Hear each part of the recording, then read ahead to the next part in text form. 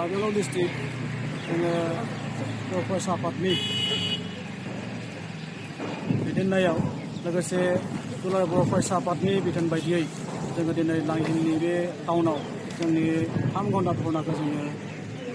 खालामफुंबाय दिन्थिफुंबाय आरो बेनि गेजेरजों जोङो जोंनि जि दाबि दावा बेखौ जोङो दिन्थिबाय लोगोसे जेरै दा जोङो जोंनि सोलोंथाइखौ जौगाहोनायाव आसाम सरकारा जेरैबायदि खामानि मावनांगौमोन जोंनि दाबिफोरखौ जेरैबायदि पूर्ण खालामनांगौमोन बेबायदि आसाम सरकारखौ खालामाखै जोंहा गोबां माने न्याय्य दाबि दङ बे न्याय्य दाबिया माने जों मोननांगौ मानोना सोलोंथाइया बयनिबो थाखाय मोनसे मौलिक अधिकार बे अधिकारखौ जों मोननांगौ आरो लोगोसे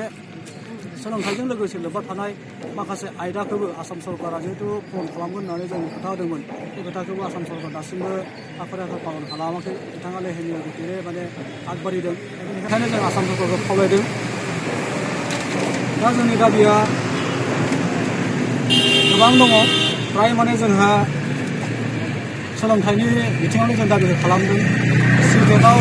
लेंगुवेज वानाव जोंनि रावखौ सोसननाय बेनिफ्राय आसामनि जुडिसियेल एग्जामाव जोंनि रावनि मोनसे रावजों माने आनजाद होनो हानाय जोङो केपासिटि खालामना होनांगौ लोगोसे जोंहा बर' बिजोंनि माखासे जेंना थाबाय बर' बिजोंखौ माने बर' रिसार्च खालामनायनि मोनसे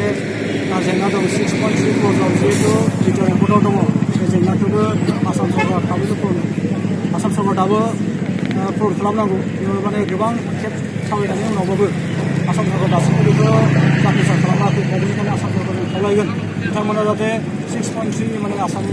माने जिटिआर रिपर्टनि दफाखौ पूर्ण खालामनांगौ आरो लोगोसे मडेल कलेजफोराव जोंनि माने बर' बिफाननि बिबुंगोराफोर थिसननाय लोगोसे एजिएसआव